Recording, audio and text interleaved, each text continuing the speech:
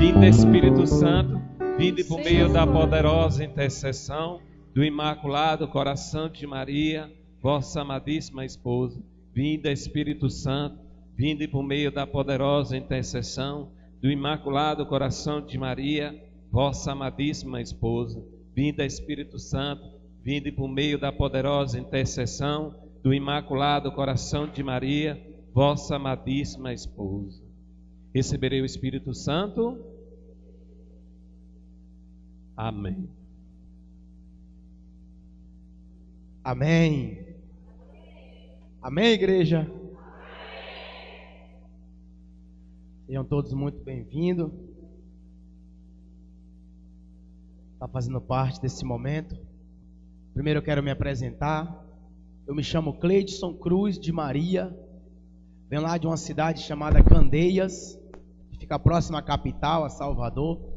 É com a imensa alegria que venho aqui nesta manhã e ficar esses 2 dias com vocês para proclamar que Jesus é o Senhor, para proclamar que Ele está vivo e ressuscitado, e para proclamar o Evangelho, e para cumprir a palavra que está em Marcos 16:15, onde o Senhor disse: ide por todo o mundo e pregai o Evangelho a toda criatura.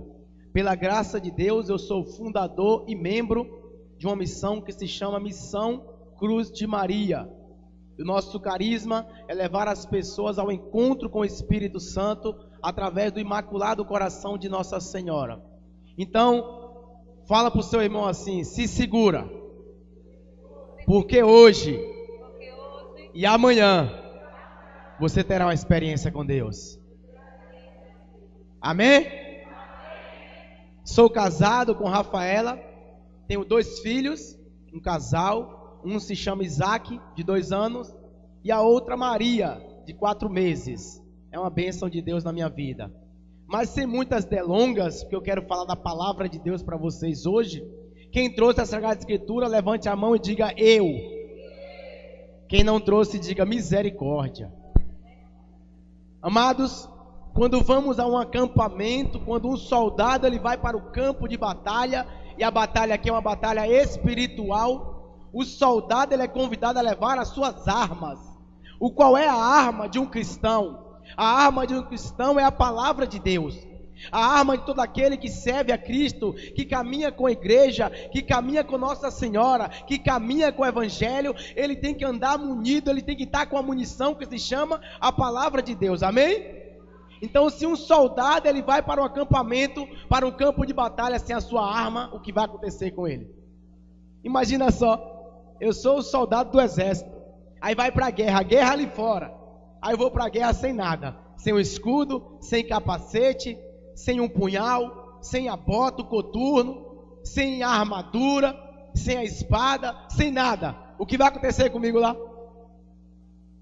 Eu vou ser rapidinho derrotado, não é assim, irmão? Então nós temos que andar com a palavra de Deus, principalmente nos encontros da igreja. Então quem trouxe a palavra de Deus, vai pegar aí, no livro do Gênesis, no capítulo 3. Eu vou tomar aqui durante a pregação uns 20 copos de água, não ligue não, que minha garganta está fuzilada. Tenho pregado essa semana constantemente.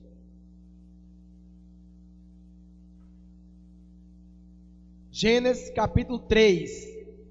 Nós vamos falar um pouco sobre pecado. É um tema que vai diretamente comigo e com você. Pecado. Amém? Gênesis capítulo 3.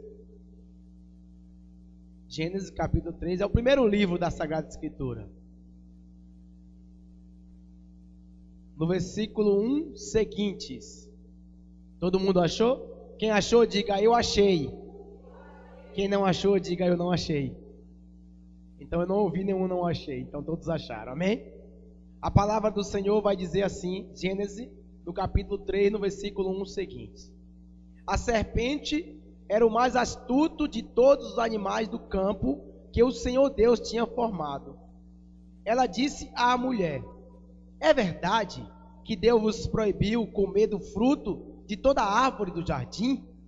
A mulher respondeu-lhe: podemos comer do fruto das árvores do jardim, mas do fruto da árvore que está no meio do jardim, Deus disse: vós não comereis dele, nem o tocareis, para que não morrais.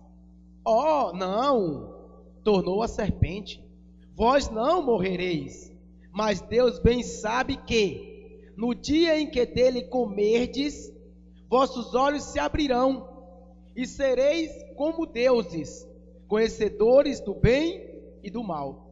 A mulher, vendo que o fruto da árvore era bom para comer, de agradável aspecto e muito apropriado para abrir a inteligência, tomou dele, comeu e o apresentou também ao seu marido, que comeu igualmente.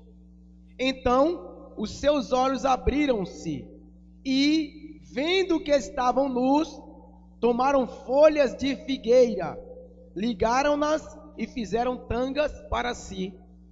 E eis que ouviram o barulho dos passos do Senhor Deus, que passeava no jardim, à hora da brisa da tarde. O homem e sua mulher esconderam-se da face do Senhor Deus, no meio das árvores do jardim. Mas o Senhor Deus chamou o homem e perguntou-lhe: onde estás? E ele respondeu: ouvi o barulho dos vossos passos no jardim. Tive medo, porque estou nu e ocultei-me. O Senhor Deus disse: quem te revelou que estavas nus? Terias tu, porventura, comido do fruto da árvore que eu te havia proibido de comer? O homem respondeu: a mulher que pusestes ao meu lado apresentou-me deste fruto e eu comi. O Senhor Deus disse à mulher: por que fizeste isso? A serpente enganou-me, respondeu ela, e eu comi. Essas são para nós palavras do Senhor. Se você pode, dê um beijo na palavra de Deus. Coloque as suas duas mãos lá em cima e aplauda essa palavra. Aplauda para valer a palavra do Senhor.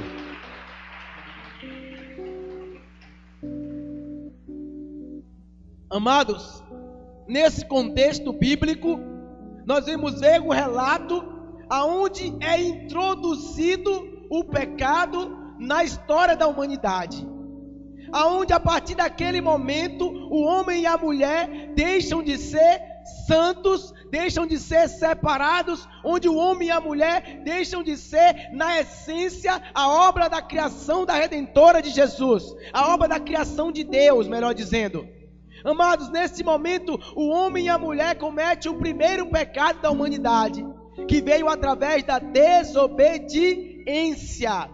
Deus havia feito um projeto no coração do Senhor, Ele havia feito ali o homem e a mulher, como diz lá em Gênesis capítulo 1, no versículo 26, façamos o homem à nossa imagem e semelhança. Façamos o homem. Vai dizer, meus queridos, uma tradição antiga da igreja, que quando esta palavra é direcionada para nós, façamos, no plural, significa a unidade santa, a trindade santa, o Pai, o Filho e o Espírito Santo. E uma tradição antiga da igreja vai dizer que nesse momento são 6 mãos, as 2 mãos do Pai, as 2 mãos do Filho e as 2 mãos do Espírito Santo, pegando ali, tirando do barro e formando o homem à imagem e semelhança do próprio Deus. Então nenhuma outra coisa foi criado com tamanha delicadeza, nenhuma outra coisa foi criada com tamanha atenção, nenhuma outra coisa na face da história da humanidade, da terra, das galáxias, do planeta, nenhuma outra coisa foi criada com tanta dedicação, aonde um Deus que se inclina e diz: façamos, o Pai, o Filho e o Espírito Santo, fazendo a sua obra-prima, fazendo ali a criatura, fazendo ali a pessoa para ser a imagem e semelhança dele. É por isso que em nenhum lugar da Sagrada Escritura você vai ver alguém sendo comparado à imagem e semelhança de Deus. Quando você olha para as árvores, você vê o toque de Deus. Quando você olha para o mar, você vê o toque de Deus. Quando você olha para as coisas belas deste mundo, você vê o toque de Deus. Mas nenhuma coisa ela é chamada imagem e semelhança do Senhor. Eu preciso que vocês entendam no começo dessa pregação que existia um plano perfeito no coração de Deus, e esse plano ele foi concretizado. Se você reparar no livro do Gênesis, no capítulo 2, no versículo 7, diz que Deus formou o homem do barro da terra e soprou nas suas narinas, e aquele boneco passou a ter vida própria, passou a respirar, passou a ter o Espírito Santo de Deus, deixou ali de ser apenas um boneco para ser uma pessoa. Então Deus, ele concretizou o sonho que havia nascido em seu coração. Amém? Por que eu estou falando tudo isso? Porque nós vamos falar do pecado. E o pecado é a introdução da imperfeição no meio da humanidade. Meu querido, o catecismo da igreja, que é a palavra oficial da igreja, vai dizer que o homem e a mulher estavam numa condição primeira, na primícia, na essência de Deus, numa condição de santidade e justiça original. Não era imitação, não era pela metade, mas era a essência de Deus que estava ali introduzida no homem e na mulher. E quando o catecismo da igreja vai dizer que estava em condição de santidade e justiça original, era sem mancha, sem pecado, ou seja, Adão e Eva não tinham pecado algum. Adão e Eva não tinham pecado nenhum, não tinha concupiscência, que nós vamos falar um pouquinho mais para frente, que é a tendência a pecar, não tinham. Só que porém, Deus ele ama tanto cada um de nós, que mesmo Adão e Eva, sem ter a concupiscência do pecado, a tendência ao pecado, Deus dá uma coisa chamada livre-arbítrio. Eu acho que você já ouviu essa palavra um dia, livre-arbítrio. Repete comigo: Deus me dá todo dia o livre-arbítrio. E foi isso que Deus deu para Adão e Eva, o livre-arbítrio de escolher ou obedecer ou não. Interessante que no começo da caminhada eu não entendia muito bem, eu não compreendia muito bem. Peraí, se Deus é perfeição, se Deus é santidade suprema, divina, e Ele fez o homem à sua imagem e semelhança, e o homem ali no contexto, quando eu falar homem aqui, vai ser homem, mulher, humanidade. Quando Ele faz o homem, Ele faz perfeito. Então por que o homem sendo perfeito, ele desobedece a Deus, se ele é perfeito? Então, meus queridos, eu comecei a entender ao longo da minha caminhada, que quando Deus ele faz o homem à sua imagem e semelhança, Ele faz o homem para ser livre, livre para escolher aquilo que quer. Porque seria um Deus, se tivesse feito um boneco, um robô, seria mecânico. Então o homem estaria sempre obedecendo a Deus, não por vontade própria, mas por uma determinação, por uma regra, por um comando robótico, por algo determinado por Deus. Porém, quando Deus ele faz o homem e a mulher, Ele dá uma palavra chamada livre-arbítrio. Então eu comecei a compreender que Deus me ama de tal maneira que mesmo sendo o Senhor de todas as coisas, Ele deixa que eu escolha aquilo que eu quero. Deus amou Adão e Eva de tal maneira que deixou para eles escolher. Deu prova de tudo que era maravilhoso, deu prova de tudo que era bom, mas no final disse: aqui você não pode comer desta fruta. Interessante que as pessoas vão associar a fruta a uma maçã, botar a culpa na própria da maçã, não tem nada a ver. Então a partir de hoje não diga que a fruta que estava lá era maçã, não. Porque vão dizer nas pregações que já vi por aí: que Eva comeu a maçã do amor. Que maçã, coisa nenhuma. A fruta, o fruto que era proibido por Deus tem um nome, e o nome desse fruto é pecado. Esse é o fruto que eu e você não podemos comer.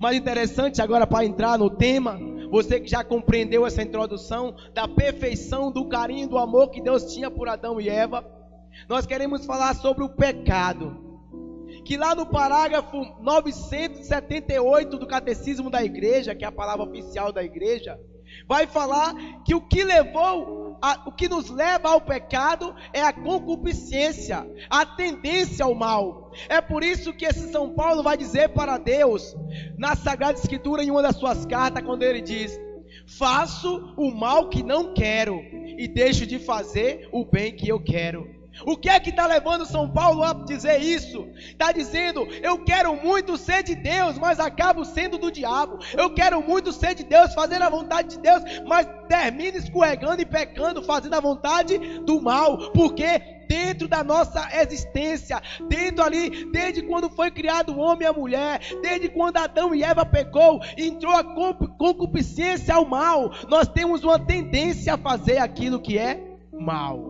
Amém? Então o catecismo da igreja vai dizer que o que nos leva a pecar é a concupiscência do pecado. Engraçado é que na Sagrada Escritura aqui falou que a serpente era o mais astuto de todos os animais do campo que o Senhor Deus tinha formado. Quem formou a serpente? Deus. Ela era a mais astuta. Só que, porém, meus queridos, quando eu fui pesquisar o que significa a palavra astuto, significa esperto, alguém que tira vantagens, habilidoso para enganar, capacidade de ludibriar de maneira amorosa, sutil, manhosa. Então, para nós termos uma noção, o demônio ele age dessa forma, de maneira sutil, calada. Parece que é bom, parece que é gostoso. Vem, Eva, come, é bom. Vem, Eva, Deus não quer que você seja como Ele. Vem, Eva, vai ser maravilhoso. Isso é o pecado chamando a mim e a você. É o pecado dizendo: vem que aqui tá bom demais. Vem que é gostoso, é maravilhoso. E infelizmente, nos últimos tempos, cada vez mais as pessoas têm se deixado enganar pela essa serpente, que deixou de ser apenas uma serpente e passou agora a ser um dragão.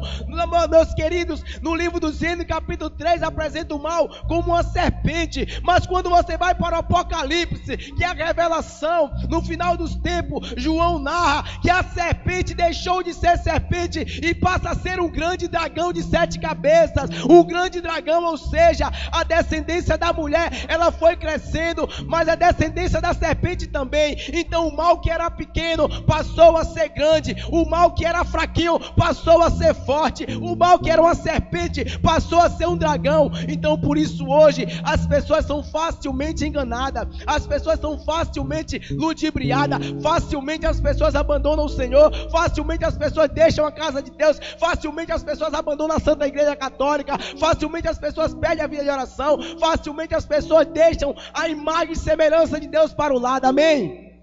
Facilmente. Por quê? Porque o mal ele vem crescendo a cada dia, a cada momento. Tem um santo da igreja chamado São Felipe Neri, que ele dizia que se existe uma batalha que se vence fugindo, essa batalha é contra o pecado.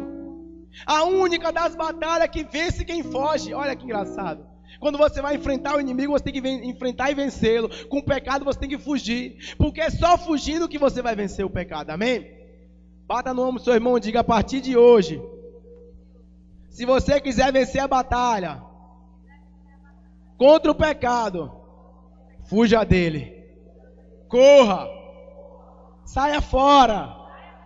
Amém? Querido, a definição de pecado no Catecismo da Igreja, no parágrafo 1849. Por que eu vou falar toda hora aqui parágrafo do Catecismo? Porque essa pregação, essa primeira pregação, é como se fosse uma catequese. Essa primeira pregação é como se fosse uma formação. Então era bom que se você até tivesse um negocinho para você escrever aí, anotar, seria bom. Mas está sendo gravado, né? Depois você pega e anota. Parágrafo do Catecismo 1849 vai falar da definição de pecado. O que é pecado? Pecado no Catecismo é uma palavra, um ato ou um desejo contrário à lei eterna. O que é pecado?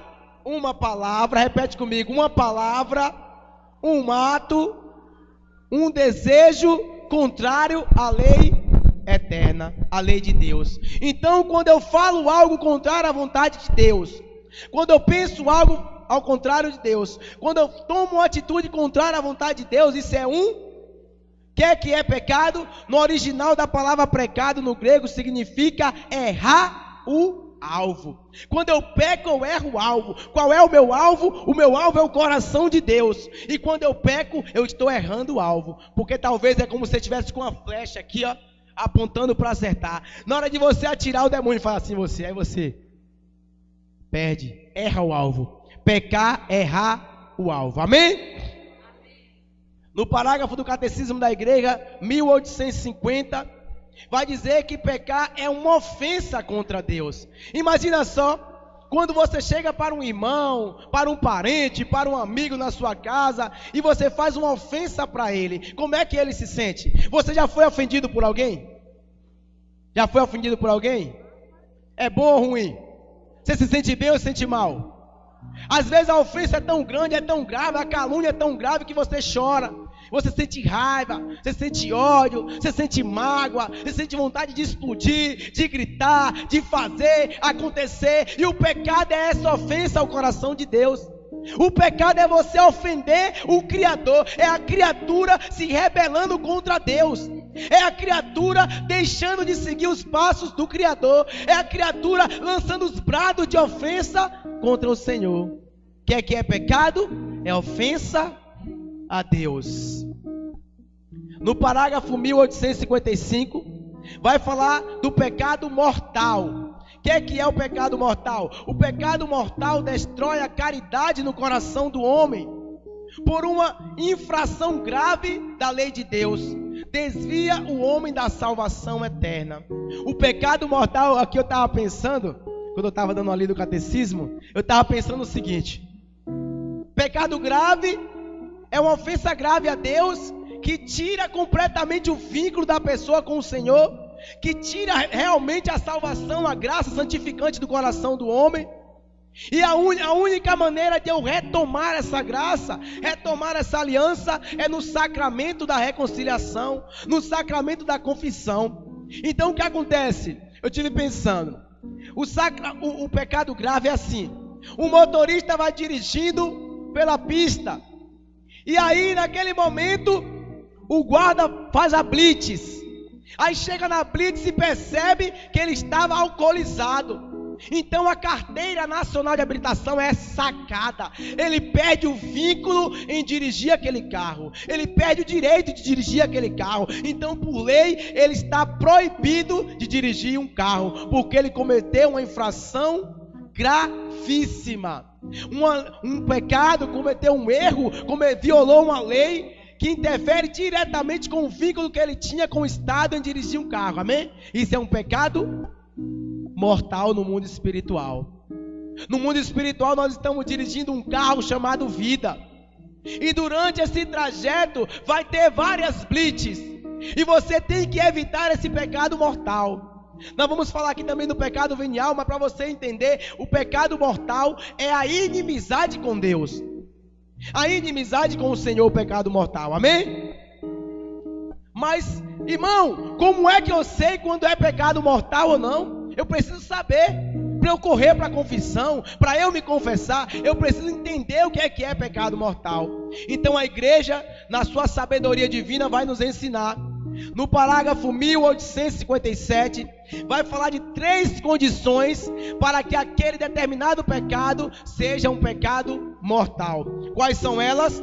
Para se caracterizar pecado mortal, tem como característica ter 3 condições ao mesmo tempo: objeto de matéria ser grave, e o que é cometido com plena consciência e deliberadamente. Então, 3 situações para que um pecado seja mortal. Vamos lá?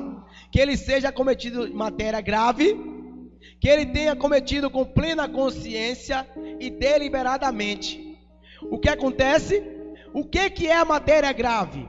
O Catecismo da Igreja vai explicar no parágrafo 1857. É matéria grave quando vai de contra os 10 mandamentos da lei de Deus e os 5 mandamentos da igreja. Vamos lá. Então agora eu estou começando a entender o que é pecado mortal. A palavra diz lá, o primeiro mandamento: amar a Deus sobre todas as coisas.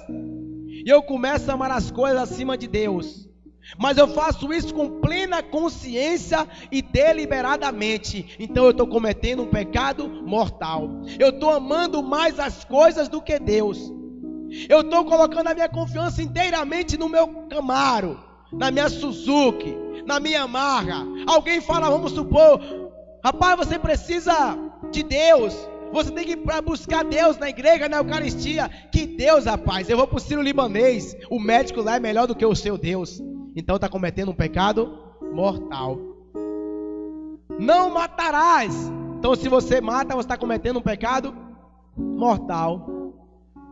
Não adulterás. Se você adulterar, você está cometendo um pecado mortal. E por aí vai. Vamos lá da igreja, guardar domingos e festas. Se você não vai à missa de domingo, você está violando um preceito da igreja, que é guiada pelo Espírito Santo de Deus. São João Paulo II vai dizer, quem não obedece à igreja, não obedece o Cristo. Quem não ama a igreja, não ama o Cristo. Então você está cometendo um pecado mortal. Amém? Pecado venial. No parágrafo 1863, vai falar que o pecado venial, diferente do mortal, ele não tira a sua amizade com Deus. Ele não constitui você inimigo de Deus, porém, enfraquece a caridade. Impede o progresso da alma, mas não priva a pessoa da amizade com Deus, não quebra a aliança com o Senhor. Vamos voltar de novo para o exemplo. O cara vai no carro, o guarda manda encostar, encostou, aí olhou para ele, cara, você está sem cinto. O que é que o guarda faz? Aplica uma notificação nele, você coloca o cinto e continua dirigindo. Você não perde a sua carteira de habilitação. Ou seja, o pecado venial também é desta forma. Você cometeu ato ou alguma coisa, ou pensou alguma coisa, ou ali se omitiu em alguma coisa, mas que não feriu diretamente os 10 mandamentos da lei de Deus da igreja. Você cometeu algo que ofendeu o coração de Deus, mas numa escala pequena. Porque Santo Agostinho, no próprio catecismo da igreja, vai dizer que seria impossível o homem não pecar. Pois a palavra do Senhor fala em 1 João capítulo 1, versículo 8 a 10, aquele que diz não ter pecado é mentiroso. Então todos os dias o homem está mentindo, pecando, todos os dias o homem está errando. Pois a palavra do Senhor fala no livro do Jó, no capítulo 7, vai dizer que o justo ele peca 7 vezes durante o dia, mas são pecados veniais. Amém? O parágrafo 1862 vai dizer: comete-se um pecado venial quando não se observa em matéria leve a medida prescrita pela lei moral. O que é? Por exemplo, eu vou e dou um palavrão, eu xinguei, me estressei, me enraivei, fiquei com ódio e xinguei. Eu cometi um pecado venial. Só que o problema, meus queridos, que eu quero que vocês entendam, que muitas pessoas elas se acomodam tanto com o pecado venial e pensa, porque o pecado venial não tira a sua amizade com Deus, que você cometendo aquilo tá bom, tô de boa, tô tranquilo, não cometi pecado mortal. Porém, eu quero trazer uma realidade para você. Se você toma uma picada de uma formiga, você corre o risco de morrer? É quase zero você morrer. Mas se deita no formigueiro. O pecado venial também é dessa forma. É uma mentirinha aqui, é um xingamento ali, é uma briguinha ali, é um ódiozinho acolá, é uma falinha aqui, é uma falinha acolá. Isso vai acumulando, vai acumulando, vai acumulando. É como se você pegasse um pedaço de algodão e colocasse numa balança. Talvez a balança nem se mexesse, mas coloca isso aqui cheio de algodão em cima da balança, a balança com certeza vai mexer. O pecado venial, ele é a preparação do mal para que você caia no pecado mortal. Tem uma santa da igreja chamada Santa Francisca Romana, que teve 47 combates com o demônio. Ela chegou a sofrer fisicamente as agressões do demônio, e em todos ela venceu, porque era uma mulher de oração. O que acontece? Ela, falando de pecado, ela diz que os pecados veniais é como se atacasse uma pessoa, começa a bater. O pecado venial está batendo, o pecado leve está batendo. Quando pensar que não, você cai. Quando você cai, que vem o pecado mortal, você já não consegue mais se defender, porque você está todo ferido. O pecado venial é assim. O pecado venial, ele machuca você, ele vai machucando. E quando você comete pecado atrás de pecado, atrás de pecado, atrás de pecado, se torna pecados capitais, se torna pecados de vício, pecados de costume. Então muito cuidado, meu querido, quando você diz assim: não precisa tudo isso, Deus não quer tudo isso. Muito cuidado, Deus quer tudo isso e muito mais. A palavra do Senhor vai dizer lá em Levítico capítulo 19, versículo 1 e 2: dirás a toda a assembleia, dirás ao meu povo, sede santo como eu sou santo. A palavra do Senhor fala em Mateus capítulo 5, versículo 48: sede perfeito como vosso Pai Celeste é perfeito. A palavra do Senhor fala em 1 Tessalonicenses capítulo 7, que Deus não nos chamou para a impureza, mas para a santidade. Então santidade, meu irmão, não consiste em você lutar apenas contra o pecado mortal, mas santidade consiste em você buscar a perfeição na presença de Deus. Amém? No parágrafo 1868 vai falar: o pecado é um ato. Esse aqui ia pegar muita gente agora. Como eu queria que essa igreja estivesse cheia para ouvir o que eu vou falar agora aqui. Eu queria muito que a igreja estivesse cheia para ouvir esse aqui último. Olha o que vai dizer o catecismo da igreja sobre o pecado. O pecado é um ato pessoal, seu, particular. Porém, além disso, temos também responsabilidades nos pecados cometidos por outras pessoas, quando neles cooperamos.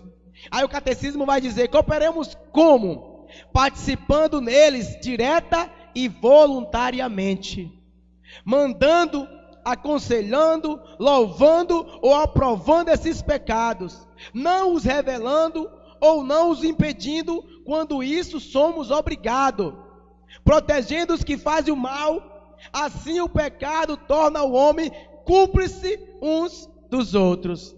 A casa vai cair para mim e para você agora. Vamos lá, começar pelas mulheres. As mulheres vão dizer: eu posso usar o shortinho, aquela saia bem grande que é um palmo, porque Deus conhece o meu coração. Eu quero falar para você, mulher, e para você, homem, que Deus, ele não é só cardiologista para olhar coração. Deus, ele é um clínico geral. Ele não quer somente o seu coração. Pois a palavra do Senhor fala em 1 Coríntios capítulo 6, versículo 19, que o vosso corpo é templo do Espírito Santo, porque foste comprado por um alto preço, e por isso mesmo você já não vos pertence. Você não pertence a você mesmo, você pertence àquele que te comprou. E te comprou aonde? No alto da cruz. Aí a mulher coloca uma roupinha daquela, que misericórdia, e sai pela rua desfilando. Mulher muito linda, né? Perfeição de Deus, né? E sai desfilando e vai dizer assim: eu não estou pecando, sabe por quê? Porque Deus conhece o meu coração. Só que o catecismo da igreja, não é Cleiton que está falando, o catecismo da igreja diz que quando você colabora, facilita, incentiva, ou de uma maneira direta ou indiretamente contribui para o pecado do próximo, você também vai ser penalizado e responsabilizado pelo pecado do outro. Quando as mulheres colocam aquela roupinha, que só Deus sabe o que eu estou falando, e você também, e sai pela rua e leva homens e também mulheres a ter pensamentos contrários à vontade de Deus, você está contribuindo para o pecado do outro.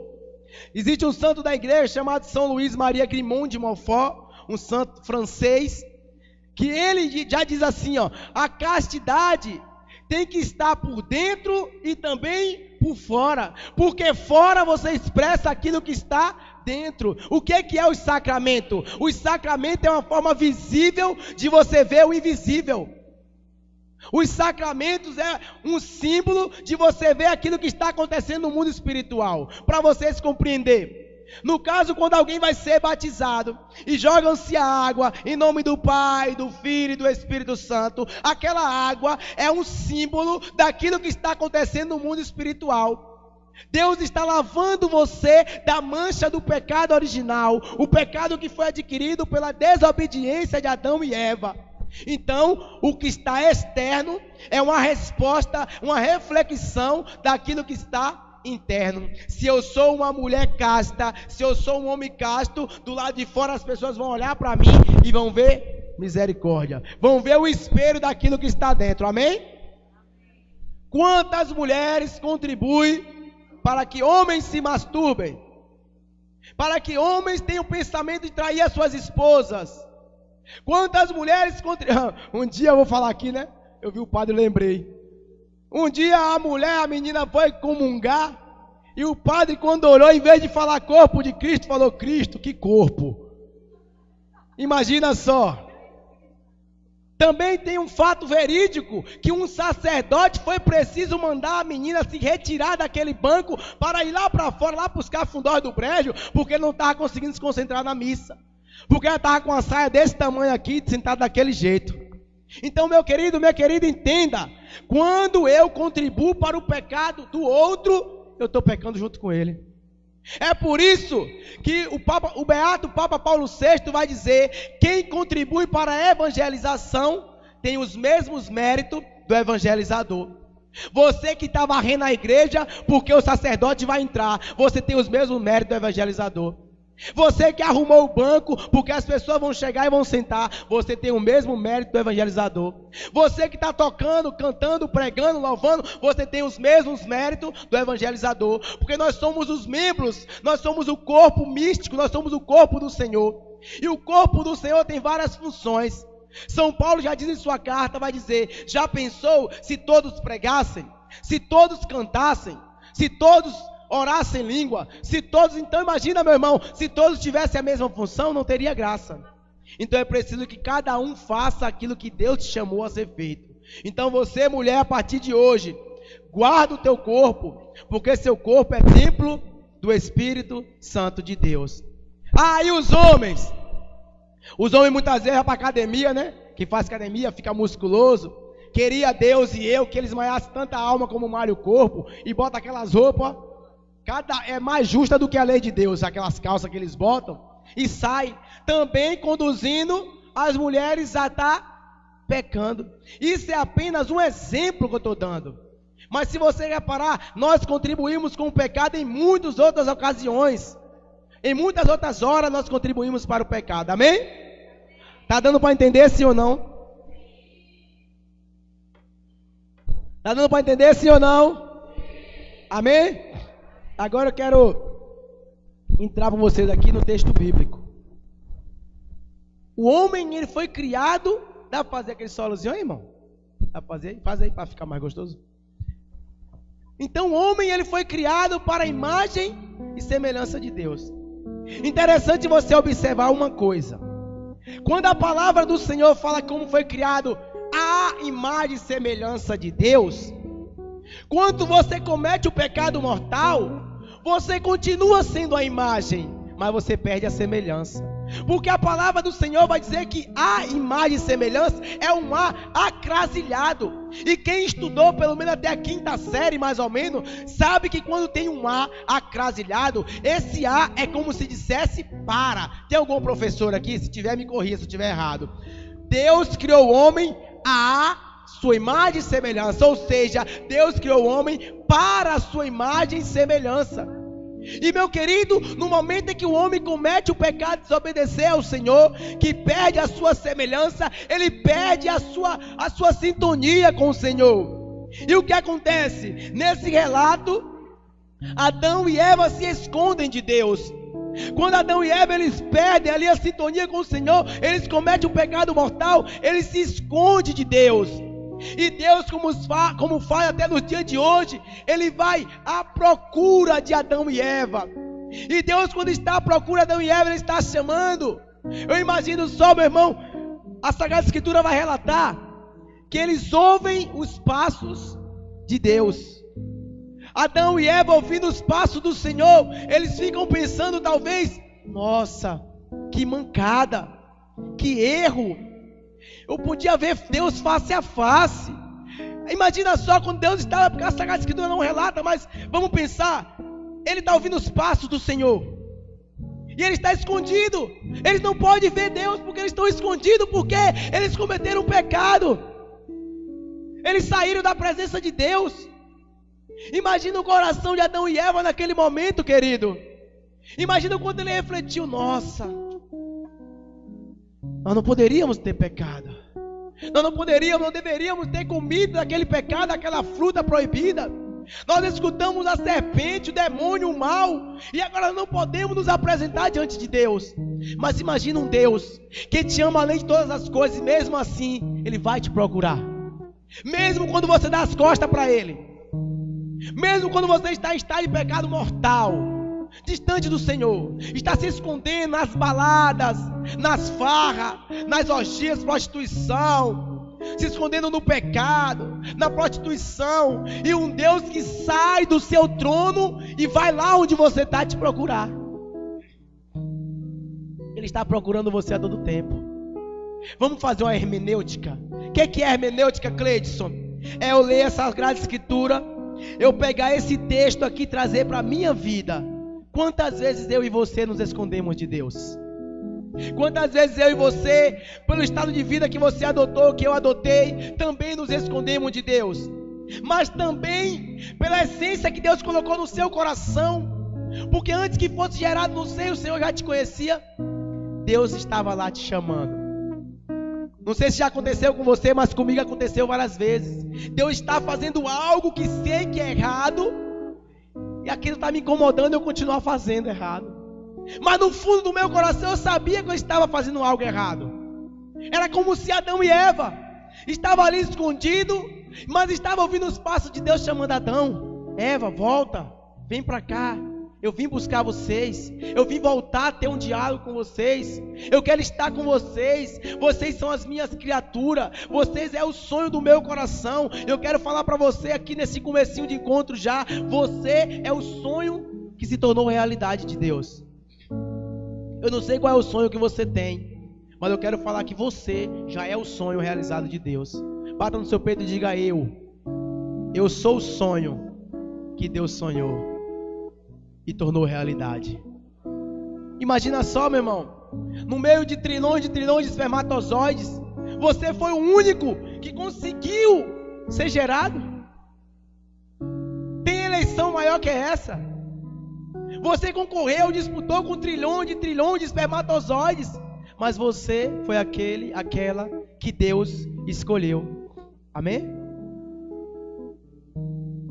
Qual foi a consequência do pecado? Eu fiz uma dinâmicazinha para a gente entender melhor.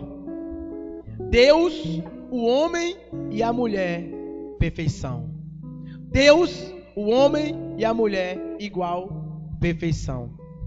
Diálogo, sintonia, unidade.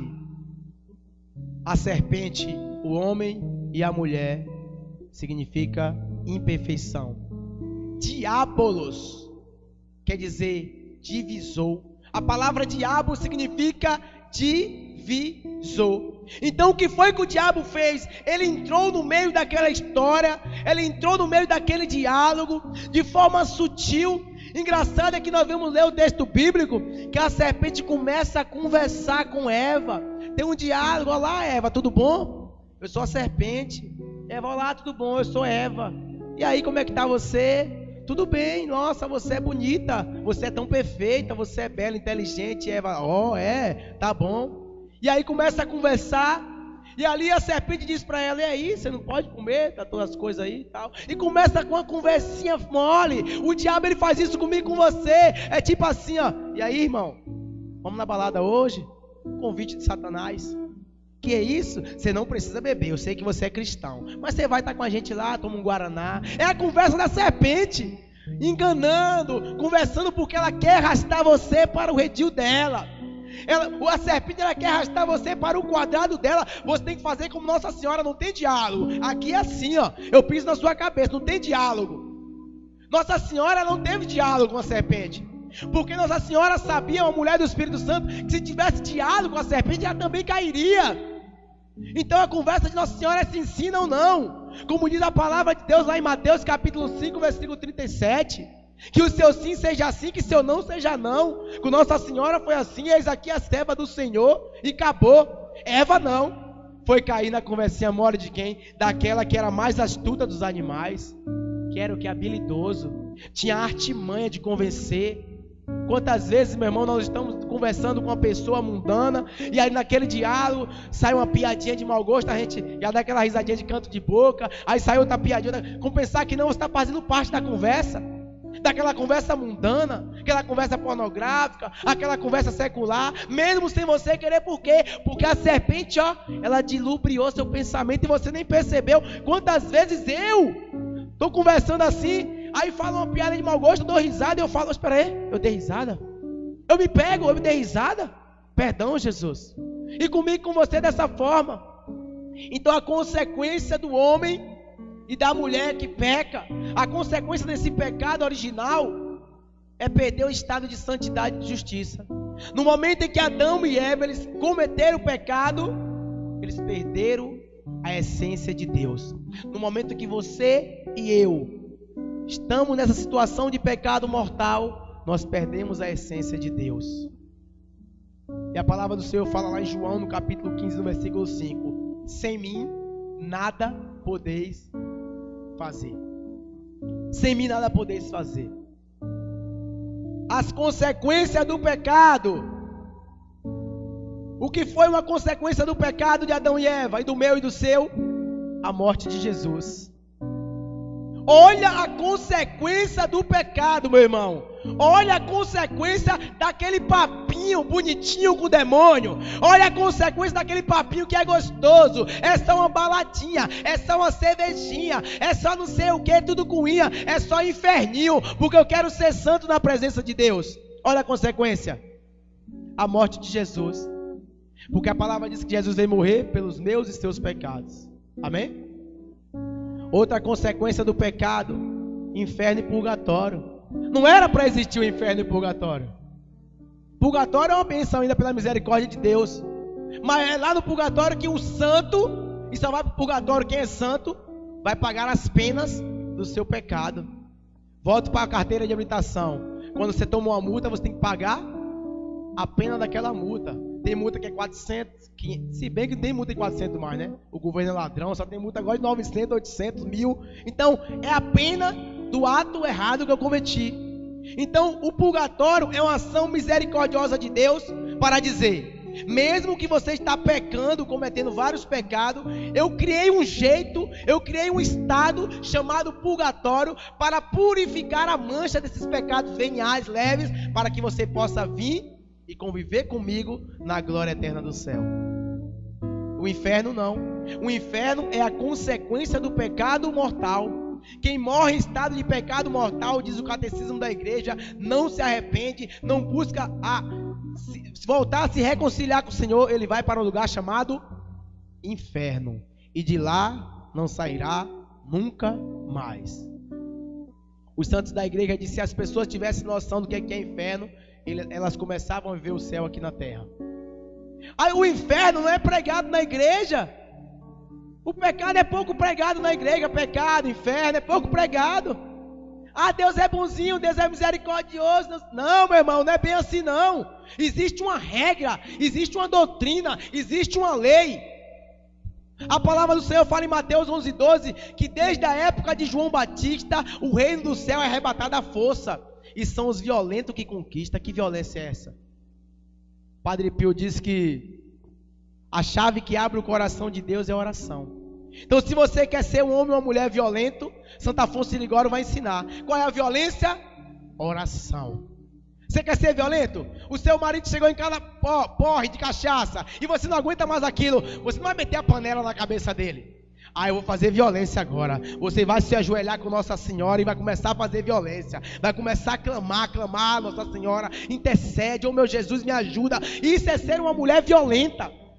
Ah, o homem, ele está cansado já de tentar buscar a conversão da sua família e não consegue. Aí ele vai chutar o pau da barraca, ele vai derrubar as coisas, quebrar tudo. Não, ele vai pegar o seu rosário, se ajoelhar e ir para a igreja adorar o Senhor, começar a orar, começar a rezar. Isso é ser um homem e uma mulher violento. Santo Afonso de Ligório diz: a violência que agrada a Deus é a oração. Seja um homem ou uma mulher de oração. Amém? O que aconteceu também? Vida cristã debilitada, a consequência do pecado. Quando você vive uma vida desregrada de pecado, você perde a sintonia com Deus tão grande que você já não tem ânimo de ir para a igreja. Tem pessoas que falam, eu convidei algumas pessoas essa semana para ir participar de um retiro. não estou preparada. Claro, está vivendo uma vida de pecado, não quer ir para a igreja, mas vai se preparar fora da igreja? A vida de pecado, os vícios, as más inclinações do mundo, elas nos tiram a alegria de servir a Deus. É por isso que tem pessoas que têm dificuldade de ir para a igreja. Ela fala, eu vou, mas tem uma coisa que segura ela não vai. O que é isso? Consequência do pecado. O pecado é a desgraça da humanidade. Pecar é errar o alvo. Quando a pessoa vive uma vida de pecado, ela está errando o alvo, que é o coração de Deus. Amém? Perde a harmonia com Deus. Engraçado é que, olha o que acontece na Sagrada Escritura. Quando Deus ele indaga, ele pergunta ao homem: por que você está aí? Por que está escondido? Por que está fugindo? Qual é a resposta dele? O homem acusa a mulher e, como se uma forma indireta, coloca a culpa em Deus. A mulher que tu, Senhor, me deste, olha só, a mulher que tu me deste me ofereceu do fruto proibido. Quer dizer, estou saindo fora, a culpa não é minha, a culpa é de Deus e da mulher lá. Aí tá bom, Deus fala, tranquilo Adão, então vou conversar. Ô mulher, por que você ofereceu o pecado para Adão? A mulher fala o quê? Não, a serpente que tu fez que me ofereceu. Olha como começou a confusão agora, a sintonia, a cumplicidade. Agora é cada um por si, meu irmão. Agora é um contra o outro. Perde a harmonia, a unidade, a santidade. O homem acusa a mulher acusa a serpente. O que acontece quando a pessoa está em pecado? A pessoa perde a sintonia de unidade com Deus. E coloca, você já viu alguma pessoa dizer assim: ah, Deus não me ama, porque Deus aconteceu isso. Comete os pecados, a vida está uma desgraça, uma miséria, mas insiste em colocar a culpa em Deus, que chamou ela para viver a santidade. Amém?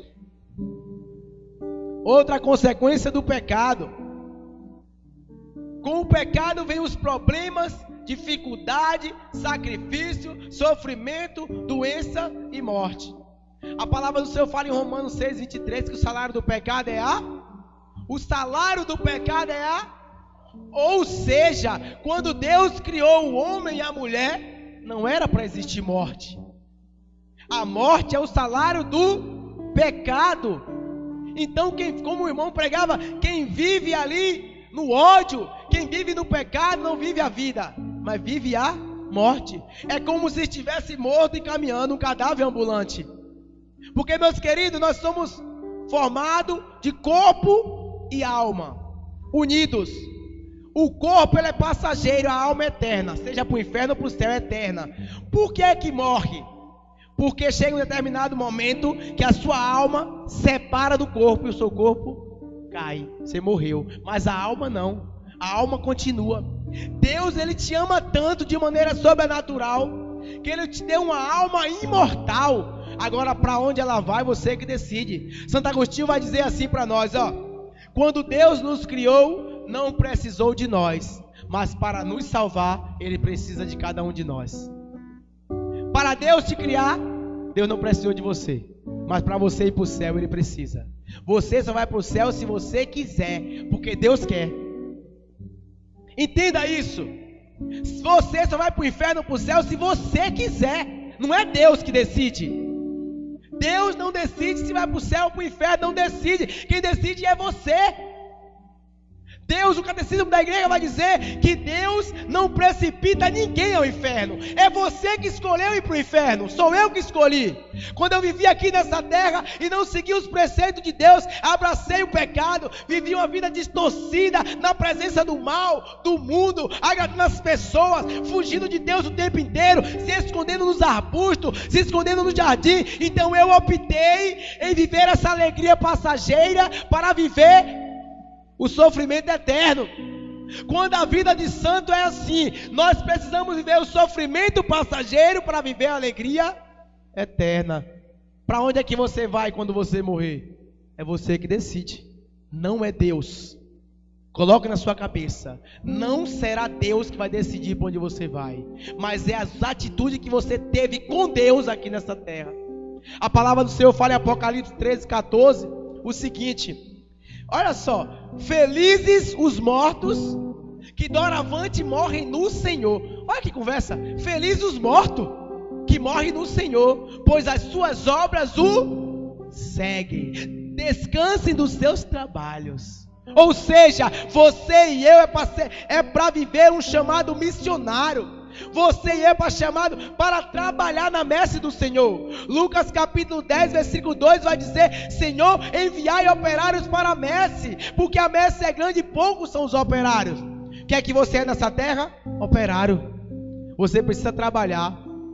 E quando você morrer, a Sagrada Escritura diz: feliz será tu, morto. Aí você fala: quem quer morrer aqui, levanta a mão. Quem quer morrer, levanta a mão. Misericórdia. Quem quer morrer, levanta a mão. Morrer para o mundo e nascer para Deus. Aplauda esse Deus maravilhoso. Bata a palma para Ele. Queira nesses 2 dias morrer para o mundo e nascer para Deus. Felizes os mortos que morrem no Senhor. Eu prefiro morrer com Deus do que viver com o diabo. E você? Eu prefiro morrer com Deus do que viver com o mundo. E você? Amados, entenda. São Paulo, quando ele vai dizer lá em Gálatas capítulo 2, versículo 20, ele diz assim: eu vivo, mas já não sou eu que vive, é Cristo que vive em mim. Eu vivo, mas já não sou eu, é Cristo, Senhor, que vive em mim. Completa em mim, Senhor, os sofrimentos que faltou em ti. Olha a ousadia de São Paulo. Olha a ousadia de São Paulo. Eu tenho uma inveja santa desse homem. Eu quero ser como São Paulo. Completa em mim, Deus, o que faltou em ti. Olha que não foi pouco que o Senhor passou, não. E São Paulo, ele tem autoridade a dizer assim: Senhor, eu sou tão apaixonado por você, que manda o sofrimento para mim. Manda o sofrimento, a perseguição, manda o que você quiser, mas eu quero viver em ti, Senhor. Eu quero viver contigo, mesmo chorando, padecendo, mesmo caminhando na noite escura, mesmo sendo perseguido, eu quero estar em ti, Senhor. Eu não quero viver com o mundo, Senhor. Manda para mim, Deus, o sofrimento, mas manda a tua graça, manda o teu Espírito, me dá força. Mas a palavra do Senhor fala em Filipenses capítulo 1, no versículo 21, viver para mim é Cristo, morrer para mim é lucro. O que São Paulo está dizendo é que ele não importa se ele vai viver 1 dia, 2 dias, 3 dias, mas o que São Paulo está dizendo: se for apenas 1 hora de relógio, eu vou viver intensamente no Senhor, porque viver para mim é Cristo e morrer para mim é lucro, morrer é ganho. Se você ler esse versículo mais para baixo um pouquinho, São Paulo vai dizer assim, no capítulo 1, capítulo 1, versículo 21, seguinte de Filipenses, São Paulo vai dizer assim, ai, que vontade de estar no céu com o Senhor. Aí os santos da igreja vão dizer que São Paulo dizia assim, vem logo, corta a minha cabeça, porque eu estou doidinho para encontrar Jesus. Vem logo, arranca meu pescoço, faz o que quer, mas eu quero ir encontrar Jesus logo. E aí, meu irmão, São Paulo se coloca numa confusão espiritual. São Paulo se coloca numa guerra espiritual, onde ele tem um desejo de encontrar o Senhor, mas ao mesmo tempo ele sente que muitas pessoas precisam dele para ainda ouvir a palavra de Deus. E São Paulo foi chamado a pregar ali para os pagãos. São Paulo foi chamado a anunciar a palavra. Um homem que vivia inteiramente no pecado, um homem que vivia ali na concupiscência da carne, um homem que perseguia os cristãos, um homem que participou da morte de Estevão, o primeiro mártir cristão da igreja. E São Paulo agora é convidado a morrer pelo evangelho. E São Paulo agora, São Paulo ele tem uma espada, porque ele passa a ser um guerreiro. Ele carregava a espada da palavra na mão dele. E São Paulo diz, ai Deus, viver para mim é Cristo e morrer para mim é lucro. E quantas vezes eu e você precisa disso, dessa ousadia, dessa autoridade? Deus, não importa se eu vou morrer daqui a pouco, mas os últimos minutos da minha vida eu quero viver contigo. Diga isso a partir de hoje. Não importa quanto tempo eu vou viver, mas eu quero viver intensamente com o Senhor. A partir de hoje eu entrego a minha vida para ti, Jesus. E não importa quanto tempo vou viver, mas eu quero viver intensamente com o Senhor. Amados, fuja do pecado. Diga não para ele. Quando Satanás apresentasse para você como uma mulher bonita, dos cabelos longos, perfume encantador. Você que é homem, diga não, Satanás, vai embora, eu te repreendo. Quando você, mulher, tiver a proposta de um homem bonito, dos olhos azuis, verdes, castanhos, sei lá que cor é, com alto, com carro novo, sei lá, com trabalho, fazendo propostas maravilhosas para você, diga show, Satanás, eu quero viver com Cristo. Não caia na conversa do mundo. Quando os amigos e as amigas do mundo te convidar para o mal, diga sai, Satanás, porque eu quero viver intensamente com o Senhor. Os santos eram violentos. Os santos eram violentos. Ai, Santa Teresinha sonhou comendo um pedaço do bolo maior. Foi se confessar no outro dia chorando. Imagina, ela sonhou, gente, que na divisão do bolo ela foi um pedaço maior. Aquilo entristeceu tanto o coração dela que ela correu pro padre. Ô padre, eu acho que eu peguei sonhando. Padre não, minha filha, tá? Ô padre, por favor, mas sei lá, me confessa aí, padre. Tá bom, minha filha, tá insistindo, mas não foi pecado não. O que é isso? É sede de ser de Deus. É sede de renunciar ao pecado. Amados, entenda. Quando você compreende aquilo que foi pregado aqui hoje, e você sabe que o pecado é uma ofensa contra Deus, e você sabe que o pecado te afasta de Deus, que o pecado é como se você desse um tapa na cara do Senhor, é como se você pregasse o prego e batesse na mão de Deus, é como se você pegasse aquela lança e furasse o coração de Deus. Quando você entende que o pecado é isso, você tem repulsa do pecado. São Francisco de Assis, quando ele chegava diante do crucifixo, ele começava a chorar, porque ele sabia que foi por causa dos pecados dele que o Senhor foi crucificado. São Francisco, ele tinha o dom das lágrimas, ele olhava para o crucifixo e dizia: nossa, por causa dos meus pecados, começava a chorar. E também eu sinto vontade de chorar quando eu olho para a Sagrada Escritura. E nós vamos fazer essa pregação amanhã, e eu espero que você venha a uma pregação que vai ter amanhã, muito especial. Quando eu olho para o crucifixo e eu fecho os olhos e medito que aquele soldado que bate aquele prego bem forte foi por minha causa. Imagina qual é a consequência do pecado. Ver o meu Deus, o meu Senhor, o meu Jesus, aquele que é amor, como diz em 1 João 4,8, eu sou o amor, Deus é amor. Eu vejo o meu amor, o meu Senhor ser humilhado, crucificado, espancado, cuspido por minha culpa. Então os santos experimentaram que quando eles estavam pecando, eles estavam pregando Jesus na cruz. Você é convidado a partir de hoje, meu irmão. Eu quero falar para você, você não vai conseguir ser santo sem pecado. Mas São João Paulo II já dizia que para ter um santo, Deus precisa de um pecador arrependido. Para que se tenha um santo, Deus precisa de um pecador. E esse pecador é você e eu. Deus te chama hoje a viver uma vida de santidade.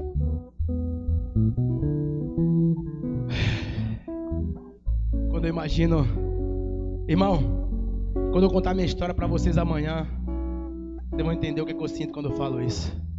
Consequência do pecado. A palavra do Senhor fala em Gênesis capítulo 3, versículo 21, que quando Deus ele se aproxima ali de Adão e Eva, ele sacrifica um animal, tira a pele do animal e faz roupas para Adão e Eva. O que quer dizer isso? Quer dizer que o meu pecado ofendeu diretamente a história da humanidade. O meu pecado, meu singular, particular, interviu diretamente na vida dos animais, por exemplo. Aonde o pecado... Pronto, acabando já. Então você vê que quando o homem pecou, não ficou somente nele. Quem sofreu as consequências? A natureza. A natureza sofreu as consequências para ter roupa. Se você olhar em Gênesis capítulo 3, versículo 19, o Senhor vai dizer para o homem: comerás o pão com o suor do teu rosto. O homem passou a sofrer, a penar, porque abraçou a vida de pecado. Amém? Então, a conclusão disso tudo, ainda nos dias de hoje, nós estamos naquele mesmo jardim. ainda nos dias de hoje, existe uma fruta no meio desse jardim que nós não podemos comer. Qual é a fruta? Qual é a fruta? Quando te oferecer essa fruta, vai dizer assim: coma você mesmo, demônio, dos seus próprios venenos. Como é que São Bento dizia? A cruz sagrada seja a minha luz, não seja o dragão meu guia. Retira-te, Satanás, nunca me aconselhe coisas vãs. É mal, é fruto, é pecado que tu me oferece. Beba tu mesmo o teu veneno, em nome de Jesus. Fica de pé. Eu quero falar para você. Nós temos a chance de se reconciliar com Deus. A tradição da igreja diz que a primeira coisa que Jesus fez quando ele morreu, e o credo vai dizer, desceu à mansão dos mortos, ressuscitou ao terceiro dia, não é assim? Fala-se a tradição da igreja, alguns santos, que a primeira coisa que Jesus fez, sabe o que foi? Ir lá buscar Adão e Eva. Então a primeira coisa que Jesus quer fazer hoje é ir lá, na raiz do seu pecado, no lixo onde você está, e te levantar como uma mulher e um homem de Deus. Amém? Amém. Vamos cantar? Se você souber essa canção, pode cantar essa canção.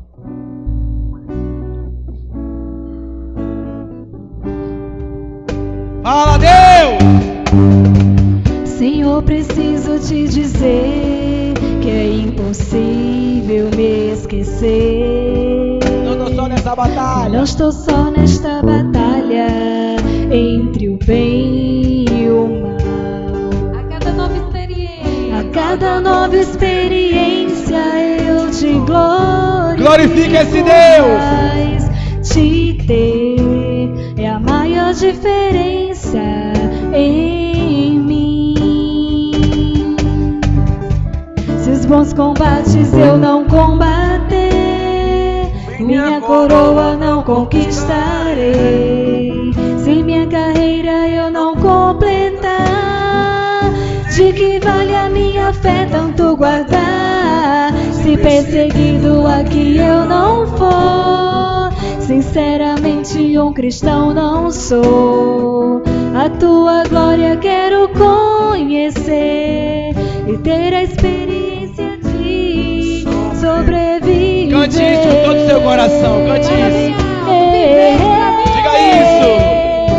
Viver pra mim é Cristo, morrer pra mim é ganho. Não há outra questão, quando se é cristão não se para de lutar. Cante, igreja. Triunfarei sobre o mal, conquistarei troféus. Não há outra questão, quando se é cristão não se para de lutar, até chegar ao céu. Mais uma vez, viver pra mim é Cristo, morrer pra mim é ganho. Diga isso. Não há outra questão, quando se é cristão não se para de lutar. Lute, meu irmão, minha irmã, contra o pecado. Triunfarei sobre Triunfe sobre o mal. Conquistarei troféus.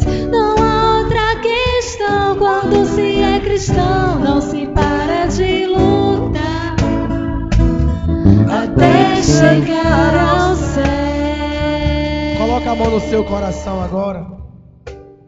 Coloca a mão no seu coração, fecha.